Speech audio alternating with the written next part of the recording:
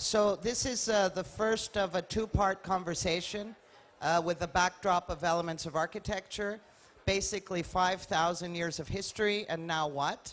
The panel will include Rem Koolhaas, Tony Fadell, and Niklas Maak. So I'm just going to let them come up and present themselves. Thank you.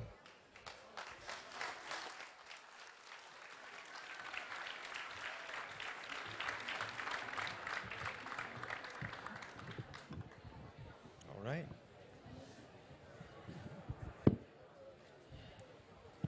Yes. Thank you, Maria. Good afternoon. It's a great pleasure for me to welcome you all to this talk on architecture and technology. It's also a great pleasure for me to welcome Rem Koolhaas, founding partner of OMA, curator of this biennial, and Tony Fadell, who is known as one of the so-called fathers of the iPod for his fundamental work on Apple's famous music player. He's also the founder and CEO of Nest Labs, a company that, among other products, designs and manufactures sensor-driven learning devices like thermostats. As you might have heard, Nest was recently acquired by Google. And it's maybe the most unnecessary thing to introduce Rem Koolhaas here lengthily to you. If you stroll the internet for a minute, you only find superlatives, the most influential, controversial, the most celebrated, most enigmatic, most important architect and architectural thinker of our time. So let me maybe first say some words about this biennial for all of you who just arrived and hadn't had the occasion already to see the exhibition. It's a very special biennial called Fundamentals, and it differs fundamentally from previous biennials. It's, to sum up, not about architects and their current projects, like it was often the case, but it's about the history, or to be more precise, about the histories of universally familiar elements that every architect uses, like the floor, the door, the wall, the ramp, and so on. And instead of just displaying the contemporary production of buildings, it investigates on the history of these fundamental elements of architecture, and also on the history of modernization in 66 countries, which happens in the pavilions. All that in order to create a solid base to answer the question, what do we have in architecture, and where does architecture go or could go from here? As you all know, OMA has, since its foundation in 1975, reframed the practice of architecture, of urban planning, of cultural analysis in architecture. And it has created groundbreaking buildings like the Berlin Embassy, the CCTV headquarters in Beijing, the Casa de Musica in Porto, or the Public Library of Seattle. Seattle, you know that building where a ramp spirals up through 4 stories on a continuous series of shelves, creating an unseen new social space. It was basically profound research on elements like the ramp that preceded this building in Seattle, and comparably, I would say, this exhibition investigates on the history of elements to finally stretch out to a possible future of architecture and building. So I would love to start with something we can discover in this space, in the main pavilion, a space dedicated to the fireplace. You find very ancient fireplaces there, but also a thermostat by Nest, and also a disturbingly effective system that does not heat the whole room anymore, but that makes the heat which is required follow you through that room. So the heat follows you while you're moving through that room. So Rem, what was your interest in bringing these things together, the very ancient and these new technologies?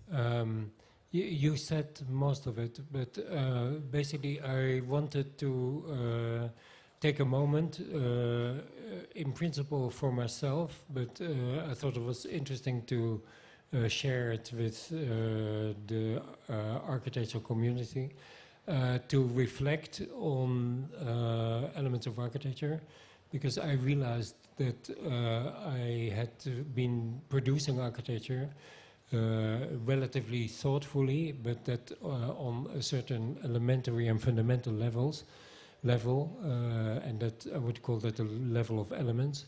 I had been rather sketchy, and that I had actually taken it for granted what the meaning of a floor was, what the meaning of a ceiling was, what the meaning of a wall was. So it was really to correct my own laziness that I launched a program of research with Harvard University for 2 years, and where we tried to identify the history of every element in every culture, saw what the different meanings of particular elements had been over time, and halfway through this process, and that was actually kind of improvisation, we began to realize that almost every architectural element was about to associate itself with digital technology. Traditionally, architectural elements are mute and deaf. In other words, they cannot speak and they cannot listen. But that is about to change, because certain elements are now equipped with digital devices which make them able to respond and make them able to listen. And in the case of the thermostat, actually it is essential that you talk to them. And after a while, a kind of relationship is being established between the element and the owner of that element. So halfway through the kind of research, we confronted the fact that it is not only the fact that technologies are influencing architecture, but that there was a more fundamental choice in front of us, and probably it isn't even a choice anymore, it's a given, but a given to which we as an architectural community have not really given any thought, I would say, that from now on each element will be profoundly influenced by its association with the digital world. And so in that sense, it was wonderful to get to know Tony. We had some interviews, and I began to understand, but don't fully yet, the implication of elements like Tony's and his invention. So maybe I think most of you, and including me, do not precisely understand what happens when we come to a house that is equipped with your devices. So maybe you could talk about the thermostat and maybe some other devices that you developed. Sure.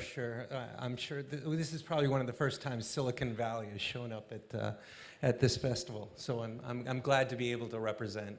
But what we're fundamentally doing differently is taking the technology that we've been creating, and that actually powers things like the smartphone and products like it, and embedding the technology inside of very important products, in fact, unloved products in the home for many years. So in the case of a thermostat, how did I get there? How did I figure out from doing the iPod and then the iPhone to actually doing a thermostat?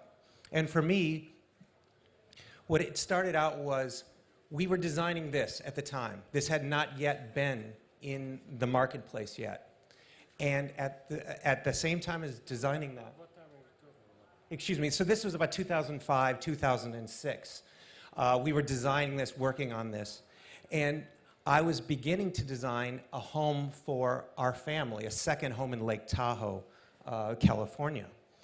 And when I had this product in my hand and working with it, I thought to myself, how will the world change when the interface to your world will always be in your hand? How will the car change? How will vehicles change? How will the office change? And how will homes change when this could be one of the primary interfaces to your home?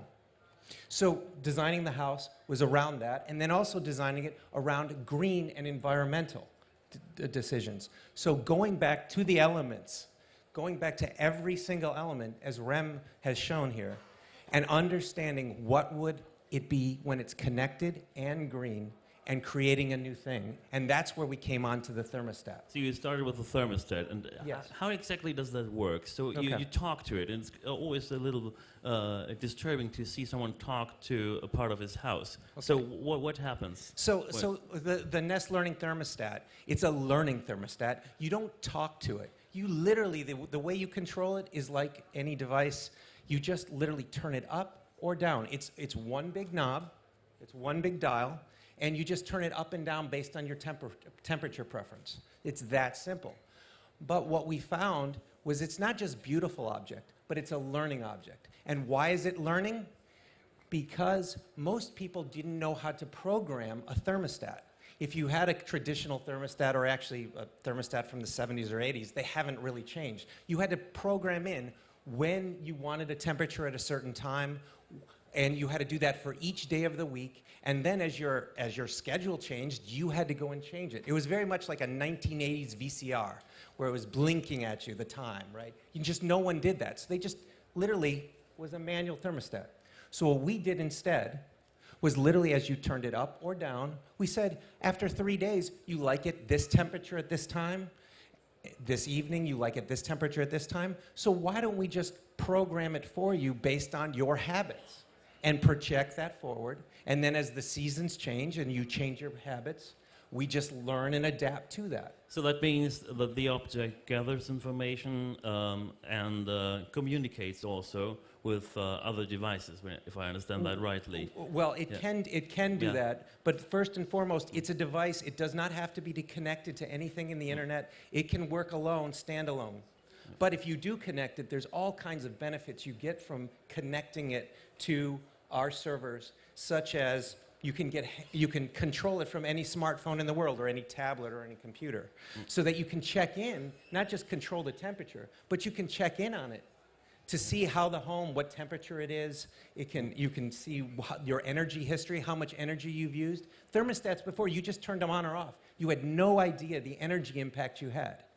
Right? A thermostat in the US and in Europe controls anywhere between 50 and 70% of your annual energy bill.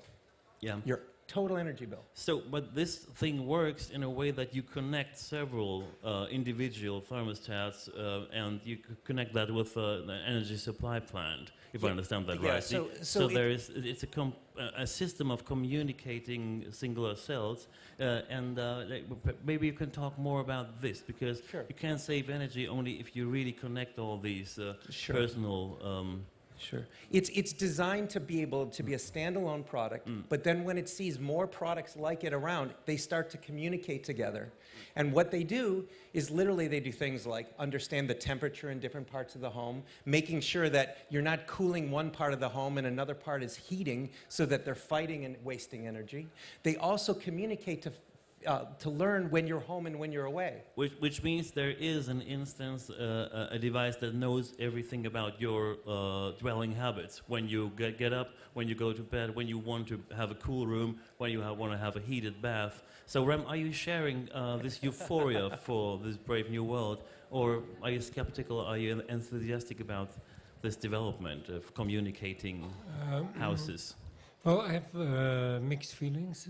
I think I admire the intelligence, and I think that also the way in which you can connect it to serious issues like energy use and sustainability, and where you could actually use it as a kind of tool to be frugal and kind of responsible.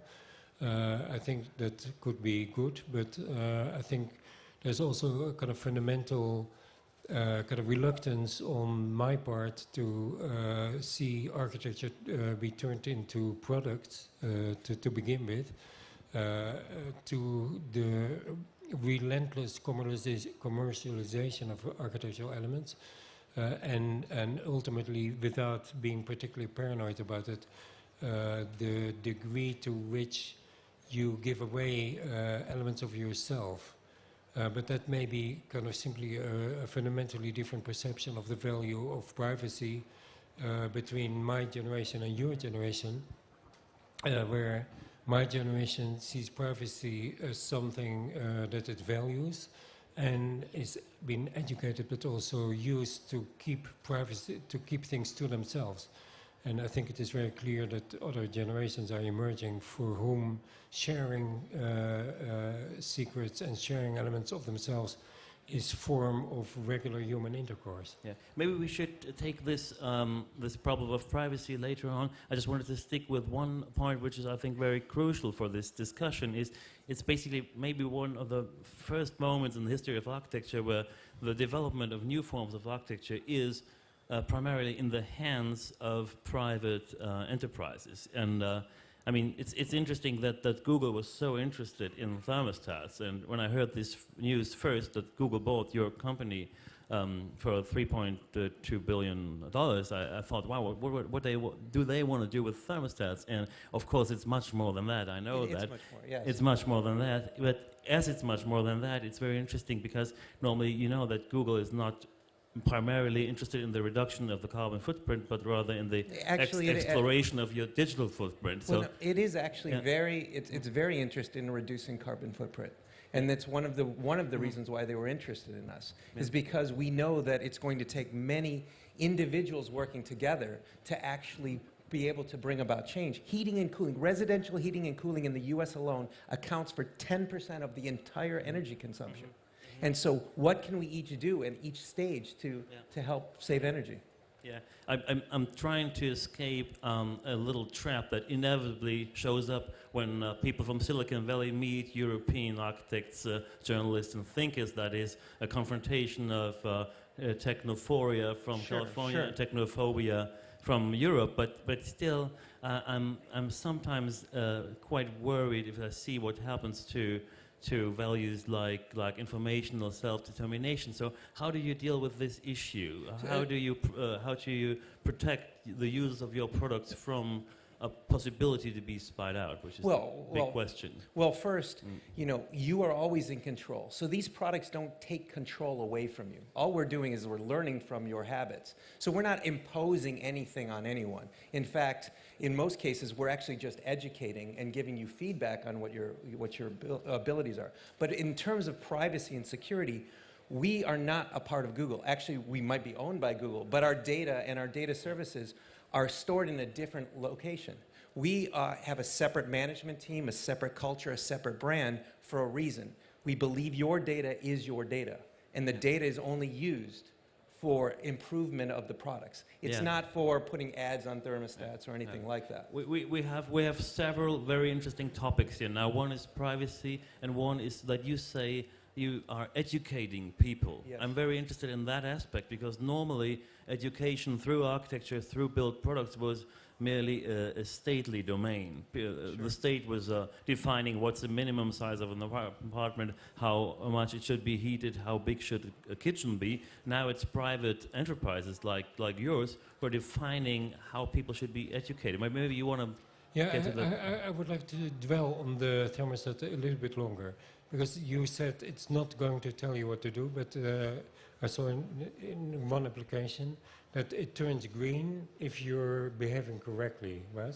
Vis-a-vis. So there's there is a moment where maybe it's not telling you what to do, but it's indicating when you're transgressing in the light of human responsibility to be careful with our planet. Huh? Yes, absolutely. And I think you don't have to be a technophobe or European to consider that has the potential to really, I made a caricature. At some point, after 10 o'clock, you could have a device that tells you that to be responsible to mankind, you should go to bed. Because otherwise you consume energy beyond your allotted quantity, and unless you pay, of course. Sure, we could take it to that conclusion, if you will. But at the end of the day, you know, people don't really know, even today with the devices in their home, they don't know how much energy is being consumed. They don't understand how much heating and cooling does actually consume of your dollars. So all we're doing is giving you a feedback loop to allow you to adapt if you so choose. There's another thing before we go to the state. I asked you in the interview we had before whether this was an invention for America or for the world, Yes. and where you were currently selling it. And I would like you to kind of to say something about the applicability of this in other cultures Sure, and in sure. other climates and other Sure. environments. So when we Because first, of course, as the inventor of so many elements that have been received with universal acceptance, universal enthusiasm, and have now established themselves as the unmissable entities, do you expect the same thing to happen to this kind of thermostat, or do you think there is a difference in degree?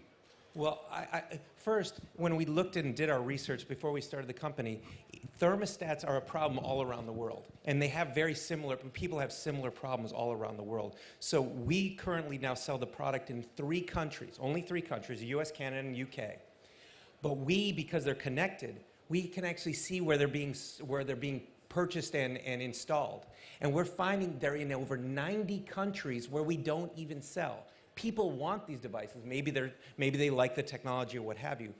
And we are quickly rolling this out to various other countries. But what we should say is we are specifically looking and going into homes in each country. We do 200, 300 different homes in each country we enter to learn about the behaviors inside of the home, how the family works, how the different ways we can adapt the technology for that home. So we don't obviously just come and take the American imperialism and say, you're going to have it this way. It took us a year to adapt the product to hit the UK market. 1 year of research and design. What adjustments did you make? So what adjustments did we make? First of all, only 40% of UK homes actually have a thermostat. So if I said, today we're now selling the Nest Learning thermostat to the UK, they would go, what's a thermostat? 60% of people go, I don't even know what a thermostat is. They have something called a programmer. And we've had to add programmer functionality into the thermostat to adapt to the way people use those types of products in the UK. We also know that people are energy conscious in different countries. So maybe it's not always about energy savings, it's about information. So each country has a different way they think about these elements, and we need to make sure we adapt to them and not the other way around. I might maybe come back for a second on a quite dystopic picture that was embedded in the Rem's vision of the house, telling you not to use that much energy. I mean, even today already, cars are able to provide insurance companies and maybe the police and maybe private agents. Niklas is a great expert on the car. Huh? Yeah, because I think things show up first in cars and then in architecture. And I think if you look closely at cars now, they're already able to provide insurance companies and private agents with detailed data about your driving style, your emotional state. And some of the cars tell you, make a break, you're driving since 6 hours. And so the car really controls the driver in a very close way. So, and the question is, houses might follow on this digital path. So what do you think? How can you prevent the machines that you're creating from getting out of control in terms of the self-determination of the dweller is endangered? Well, I think... I think I want to elaborate on the question. I think that it's not that you want to ask Tony how he is going to prevent that his machines are going wrong. No. But how are you going to avoid that others? Because if you look at the architecture, the whole of architecture is full of magnificent moments done with incredible intelligence, and then disseminating and kind of becoming decadent, being distributed across the entire world, and turning into a kind of horrible mess. Our patron saint is Mies van der Rohe. He invented the curtain wall, the abstract tower. And if you see one for real, it's breathtaking. But if you see the consequences of his invention, it's really truly a nightmare. So I think we are not only talking about you and about your intelligence. We are talking about the direction you present and the domain you represent and the way of thinking you present, which you may not control, because all of us have the kind of same problem. We are thinkers, we have a vision, but we cannot control with what others do with our vision. Absolutely. Or how they And the Snowden revelations have shown that. No matter what we can do as companies and protect all of the data, there still could be nefarious things going on that are unbeknownst to us. So I think these are questions that we have to continue to bring up, and we have to have transparency. So not just transparency through the products, transparency through the companies that we work with, but also through our governments.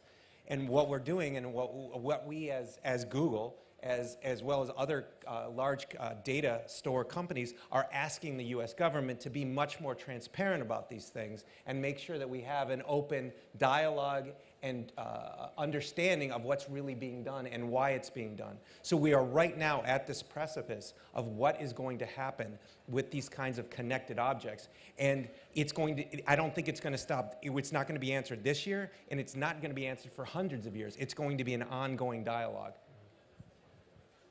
Can I have a show of hands? Who believes in transparency?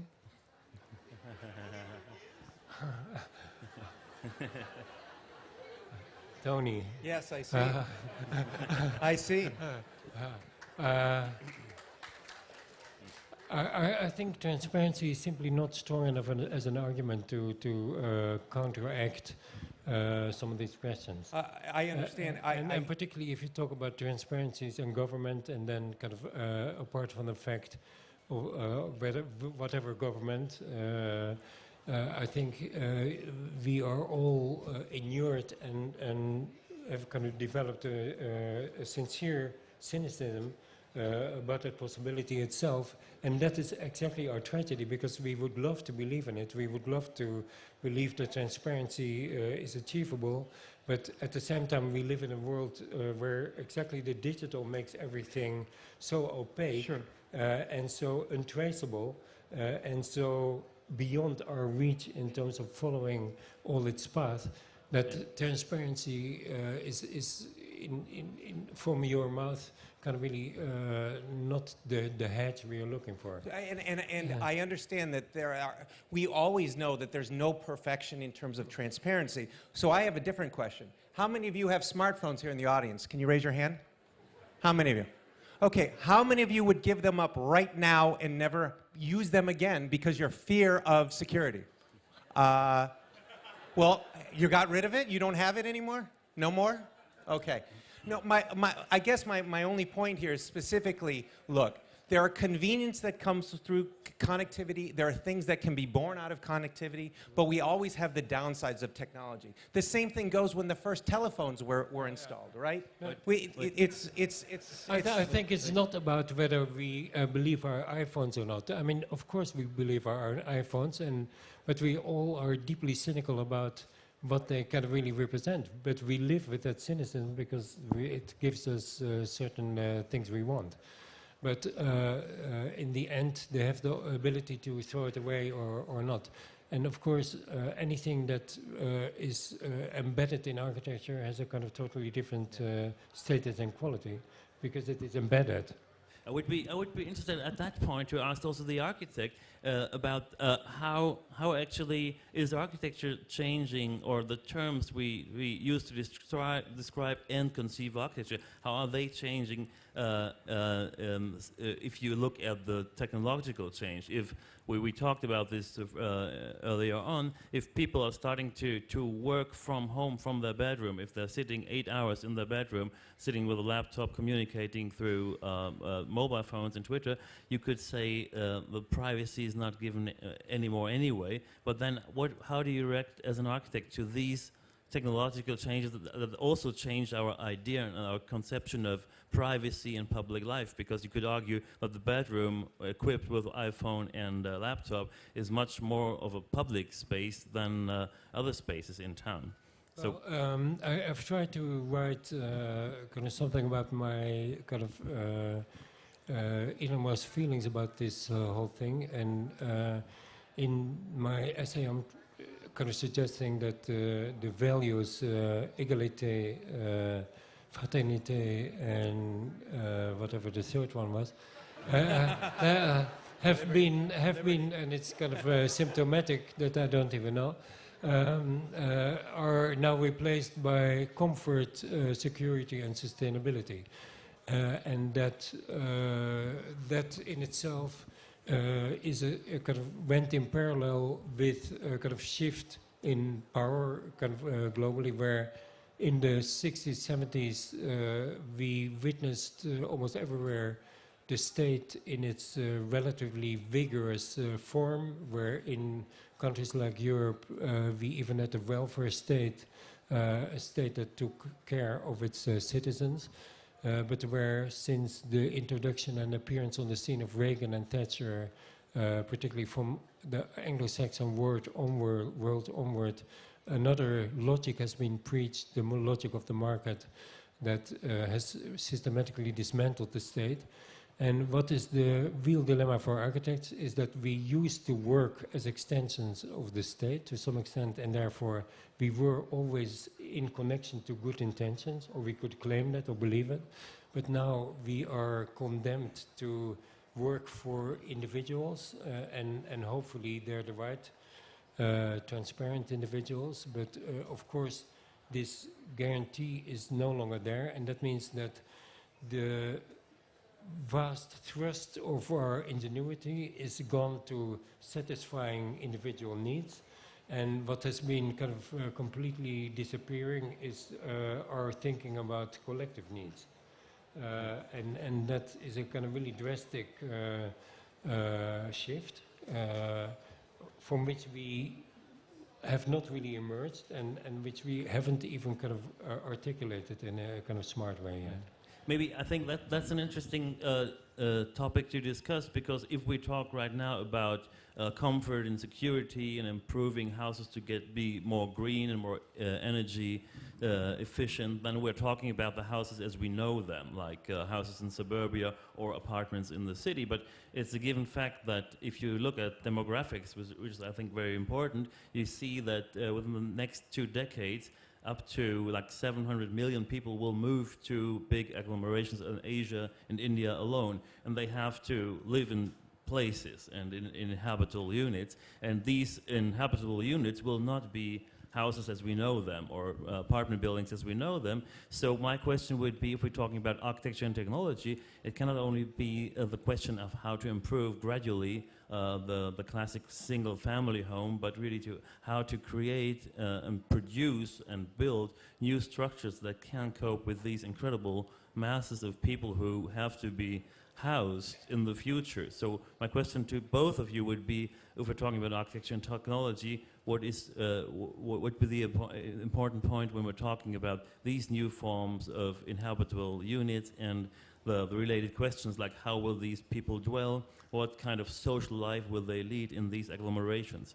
So what would be your ideas about this issue? Tony? Yeah. Well, right now, we've already been asked to work on many of this intelligent cities or green cities in China, and to give our ideas of what it could look like. And what we're finding is that collectively, when individuals get information about their habits, as well as understand how they are relative to those who are right around them, they actually adapt very quickly to more the norm. They understand when they're outside epsilon of the norm. And so what we find is individuals driven by other individuals, not by governments, not by companies, but individuals driven by other individual data, actually makes people change dramatically in a way that's actually beneficial to the overall good, because we're all concerned about the same things. We're concerned about the environment, we're concerned about costs, we're concerned about our children. And so when you actually be able to make that information available, then people actually respond appropriately. Not more rules, but just information to allow people to make better decisions. I have an observation. I'm driving a very old car, and it frequently breaks down, and then I am obliged to rent a new car. And basically there's a kind of particular kind of car that kind of in front of you projects your speed.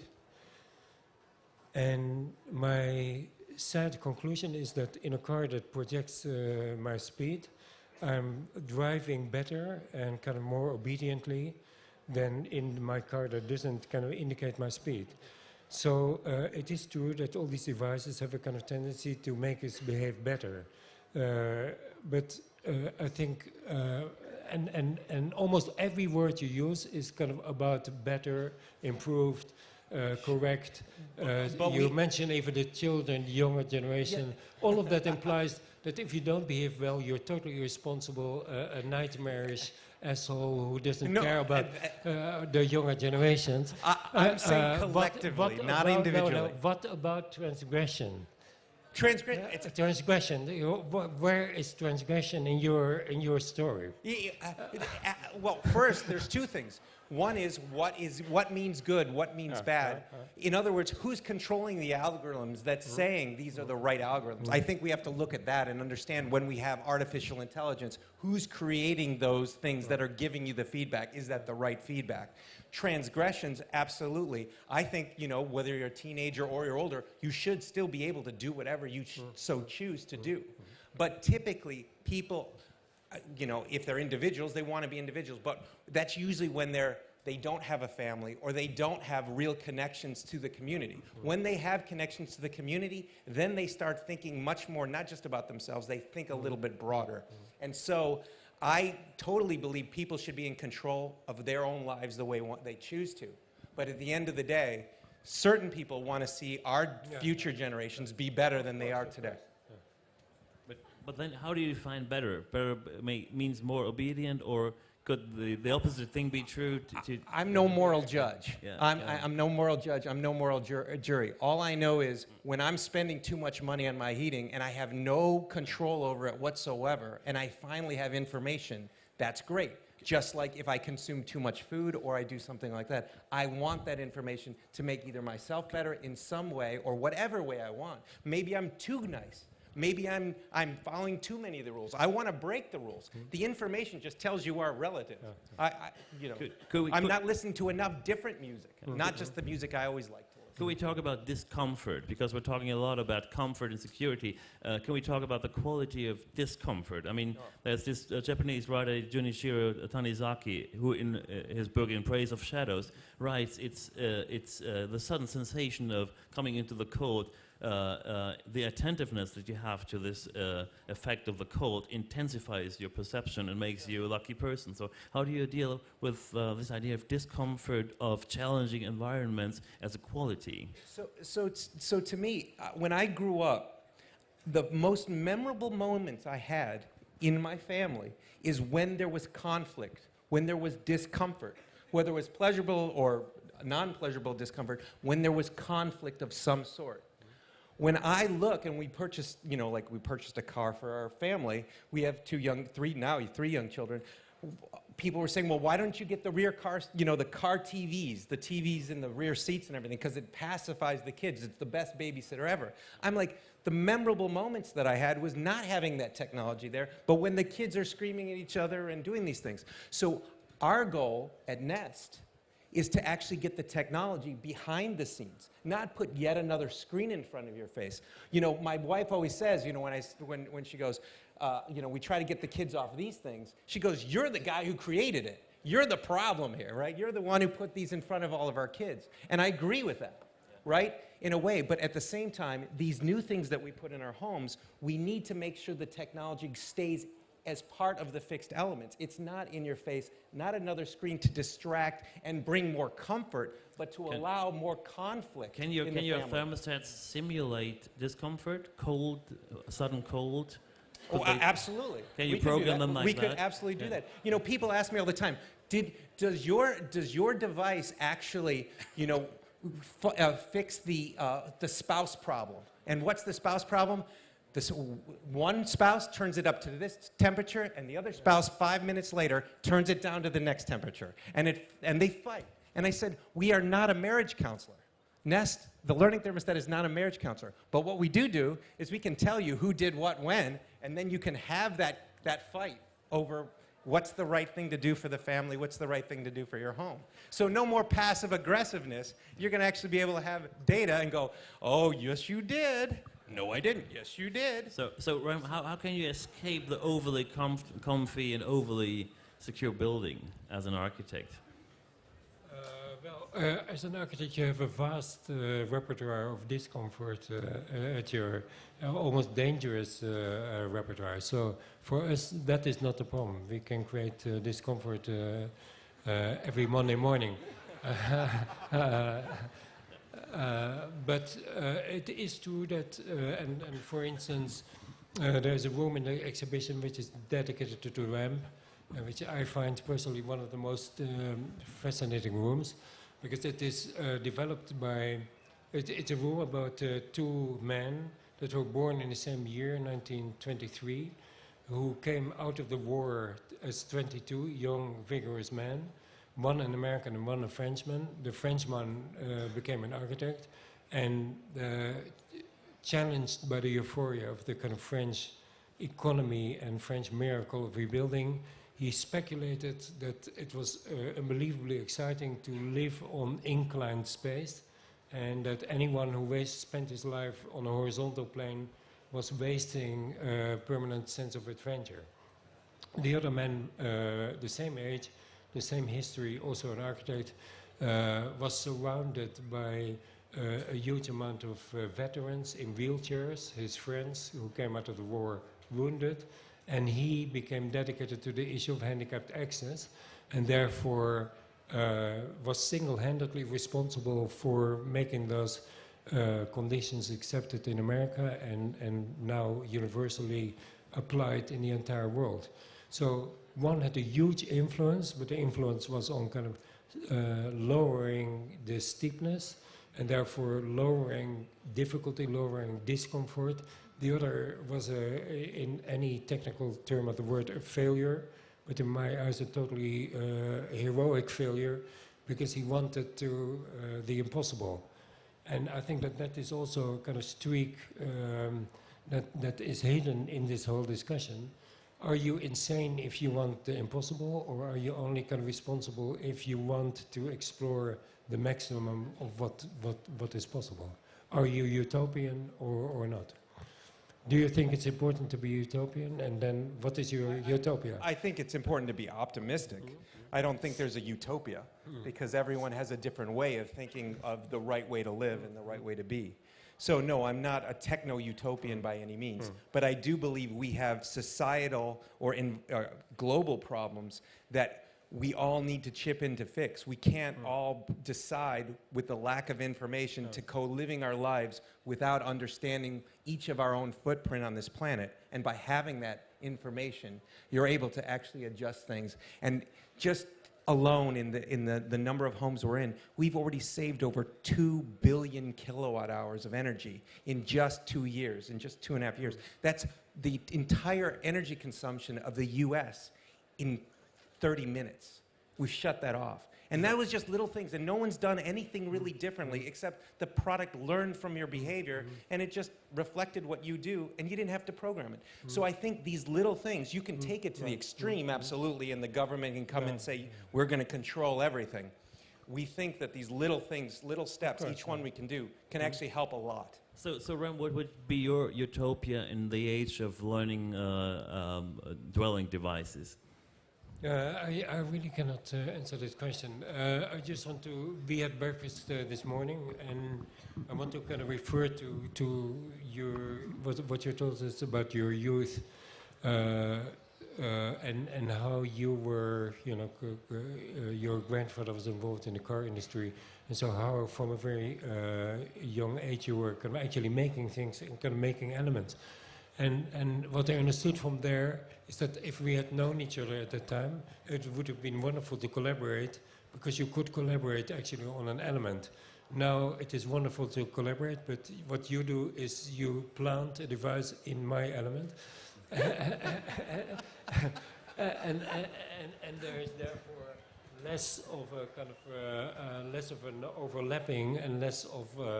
So I would love to kind of work with you as an engineer on kind of tooling and kind of maybe taking a step back and increasing not the intelligence of a single element, but the intelligence of the whole. Yeah, thank you. And that's why we're here. That's why I'm here, is to learn actually from architects and this audience, and to learn about different parts of the world and how technology can be intelligently applied to solving these basic problems that we have. Not utopia where one button does everything for you, the Jetson style. We're talking about simple, basic things, unloved products that we've had in our homes.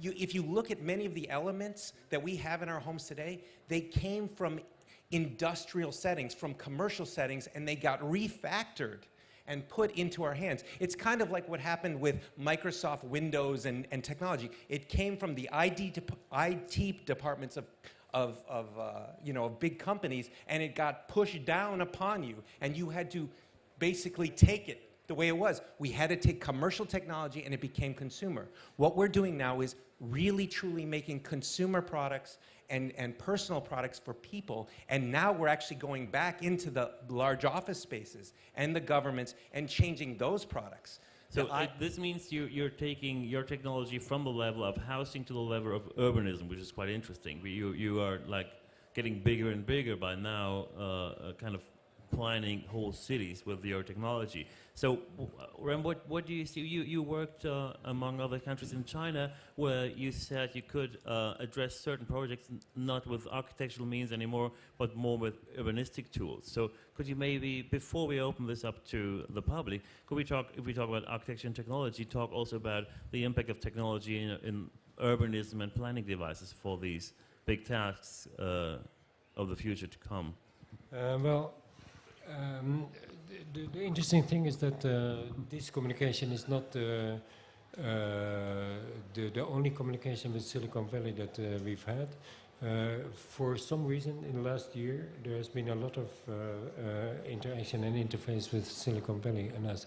And I really welcome the first appearance of anyone from Silicon Valley in Venice, because I think it's a very, very interesting situation. And I hope that you also understand that we need you and your kinds of thinking in every sense. So you should feel not a kind of brave skepticism, but on the contrary, a profound need and a profound welcome to collaborate. So we've been confronted with organizations that undeniably can help plan cities with vastly greater intelligence, and that can kind of undeniably help to anticipate a number of likely scenarios that are imposed on us, for instance, by global warming. It's without any doubt that a city like Venice, which is kind of sinking in front of our very eyes, and kind of the absolute example of how threatening this kind of reality is with that in front of our eyes, we cannot afford to be cynical about what all of this has to offer. On the other hand, probably a city like Venice could not have ever been produced if we had these technologies, because it is so profoundly irrational and so profoundly illogical to of all places work here. And that is for me a constant dilemma.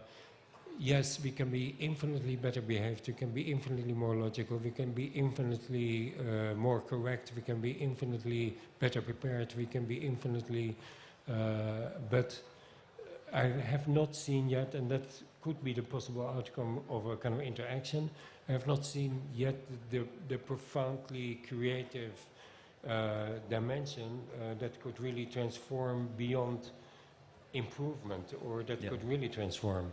But of course we are all very keen to engage that possibility. Yeah, thank you. Maybe this is a good point to open the discussion up to the public. I'm sure you have many questions, and we should take the rest of time that we have just to get one of your, or two, or even three of your questions. Please, do we have a microphone? Oh. We'll try to hear. So do we, I wasn't clear about the convenience. Is there a trade-off between convenience and freedom? So that's the first question. And then the second, oh, you can take it when I sit down. The second part is you said that Google bought you, but your information is separate. Correct. So if Sergey Brin wants your data mining in the next 7 years, he never will ever have access to it. Those are my two questions. So for your first question, anything difference between convenience and independence? I think that was your question. And freedom. No, there is no. You are fully in control. What's the French word? I forgot. Yeah, freedom. No, there's no difference between freedom and convenience. You are always in control. But to be able to have that freedom or that convenience, you do need to have some connectivity to allow these things to allow you to control them wherever. That's the first thing. Secondly, there are no absolutes in this world. No one can guarantee you anything that's going to happen 10 years from now or 100 years from now. What I can tell you is nothing has changed, and as far as I'm around, nothing will change in terms of what I just stated about the data model and how things are working today, without a doubt.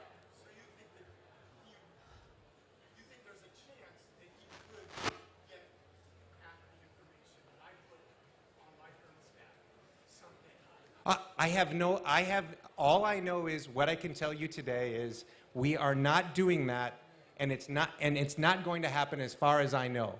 Yeah. Okay? It could happen someday, but it's not happening now. Next question, please. Other questions? Here in the front row. Does this work?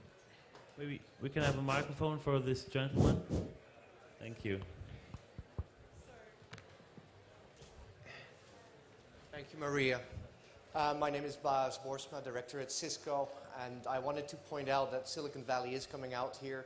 Just in this crowd around me, we've got the chief innovator of Audi, who thinks in nothing but the Internet of Things, the Internet of Everything. We've got Schindler here figuring out what connected elevators will look like. So this crowd is coming, it's emerging, and thank you for making this happen, Rem. Thank you for organizing this.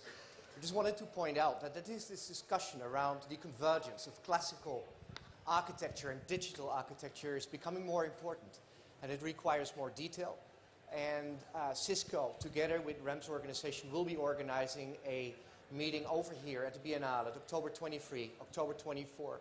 We'll bring the leadership of our company over here. And anyone interested, I would already like to invite you to join that meeting. Because thank you for this tip. And other questions, please. We have lots of questions. Lady in white.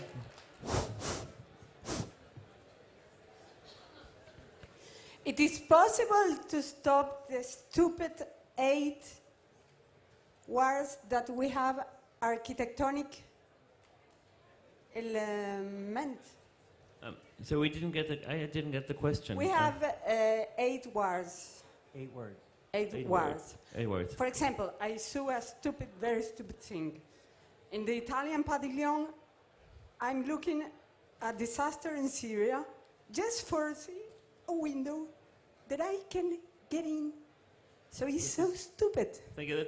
That's very interesting, but I'm afraid we can't discuss this lengthily in this place, but we invite you to talk about this after this panel. Thank you. Next question. Go ahead. Go ahead. Hi. Yeah. When I think about what you say, I imagine a science fiction story where I have to hack my own home to get in because I'm too poor, or something like this, like a sort of a kind of subculture coming alive where those of us that don't fit into this technology have to hack into it and somehow creatively engineer it. But that's not my point. I'm studying architecture, and I know for sure that high technology is not going to solve the sustainability problems that we have. I know that if you want to create a sustainable home, that you have to do that passively. And you have to do, the heating and everything, we can do that with architecture. We don't need a thermostat in the future. Yeah, yes, but we can't get rid of all of the architecture that has been created. We can't make everything passive. I wish we could. Oh, and yes, if we we could, can. I'd love to know how we do that. We Well- need to take certain steps along the way to be able to retrofit while we find the ultimate solution, if there is one. But we all need to take steps. We're just showing that I do believe there's better ways, absolutely. But we can't change everything, unfortunately. Okay, good. Yeah. So last question, please. Let's. Hold on, we have. Here we go. Yes, please. If you two were to collaborate, like you said, what and how would that be? I would love to hear that. So let me just tell you that I am honored to be here on this stage with all of the architects, all of the people changing the physical world. I have always wanted to be an architect. I have always wanted to be an architect. Why did I always want to be an architect? Because what you do if you do it well, will last centuries. If you do it well, it will last centuries. Look at the city.